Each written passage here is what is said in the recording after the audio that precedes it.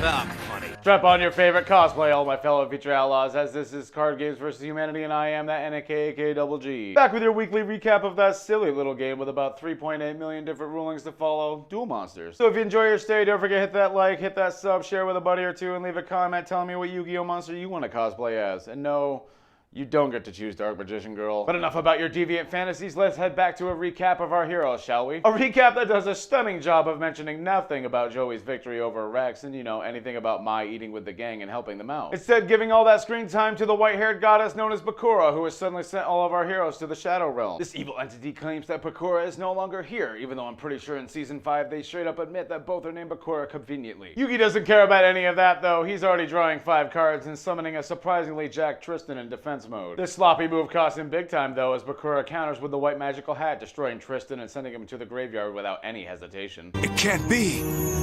Tristan can't be gone. Yeah, dude, he's dead. You killed him.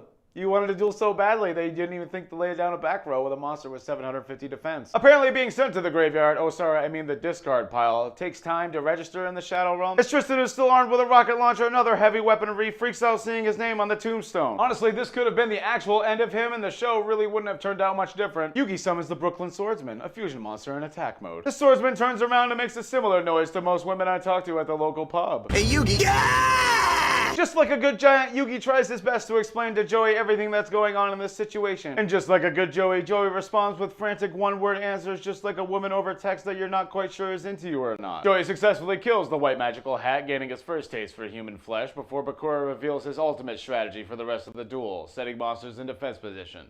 Might want to get used to that. And because this is a Pokemon battle all of a sudden, Joey can ignore his trainer and just attack of his own free will. Destroying a set-down Morphing Jar, my third favorite monster by the way, and forcing both players to discard their entire hands. Joey Wheeler.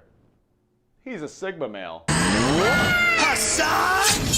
Both players are only supposed to draw 5 cards, but Bakura clearly cheats as he has 6 cards in his hand already, before Yugi finally draws the Dark Magician. Also, I love the fact that little Yugi's voice is inside big Yugi's head during this part of the duel, even though I'm pretty sure his soul is supposed to be trapped in that card. Like, did they just skip over that part? Bakura sets another monster face down as well as a trap card because he just loves mysteries before we get every fangirl's dream Chibi Yugi in a magician's outfit. Giant Yugi uses Monster Reborn, bringing back our sexy Cyber Commander because he knows everyone wants to cosplay together. Who's that up there?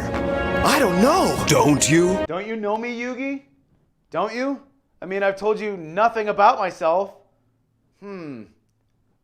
I'm disappointed. Little Yugi assures everyone that they can definitely trust the voice inside his head that nearly killed Kaiba and definitely killed the gay rodeo clone version of himself. Hang on, Joey. I was just played, so I have to move.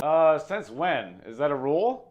No, like, I'm genuinely curious if that's a rule. Little Yugi uses his super special, awesome magical powers to destroy a second set-down Morphing Jar and causing both players to draw another 5 cards. Somehow drawing into the Magician of Taya that Bakura somehow knows about instantly, tempting her to play her face down. Trust me, Yugi's down for that. Bakura continues his strategy of just setting monsters face down before he activates the Just Desserts trap card. Not only using it correctly and doing 1500 points of damage to Yugi, but honestly, if he had just waited like another 30 seconds for him to lay down Taya on the field, he would have just won the game right there. Joey makes fun of Yugi for being puny, even though they're literally all fucking miniature versions of themselves thanks to dark magic. But apparently that's all it takes for little Yugi to get pissed off and recklessly attack the electric lizard. Naturally, the best course of action for Bakura is to simply tell Yugi about the man-eater bug that he's about to set face down on the field. Which is such a shame because so far his strategy has been very mysterious. Man-eater bug?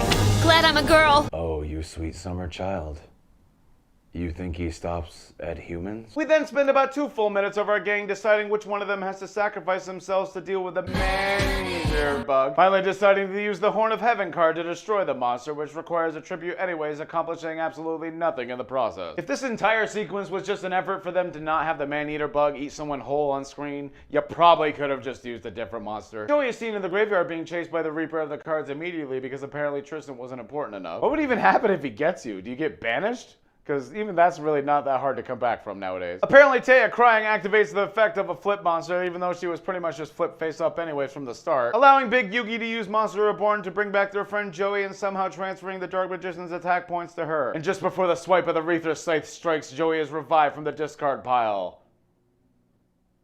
I can't believe they called it the discard pile. Unfortunately for our heroes, Bakura's final move is to summon the Lady of Faith in attack mode. For some reason. Oh wait, change of heart. He claims that he's gonna force Yugi to attack all his friends, even though you only get to use the card for one turn. But oh wait, that doesn't matter now because Bakura's just gonna ignore his trainer and take over the Lady of Faith instead because that's very legal. But we must act quickly, Yugi! Anyone else notice the small moan/gasp that she made when Bakura went inside her?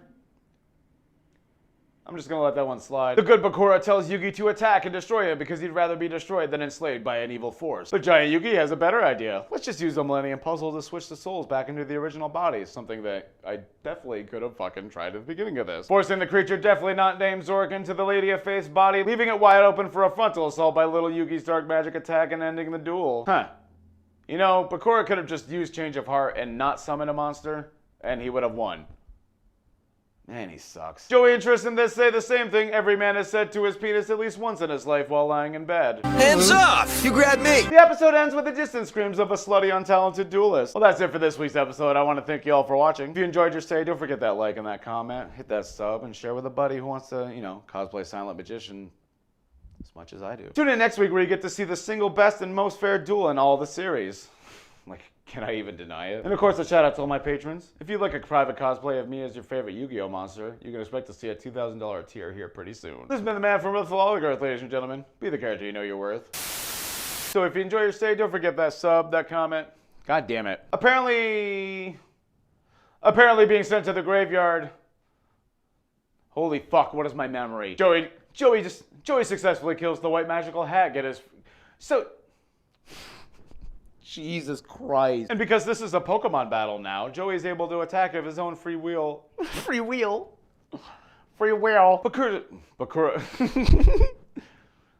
continues his Bakura sets another monster face down because he's so good at that and loves mysteries.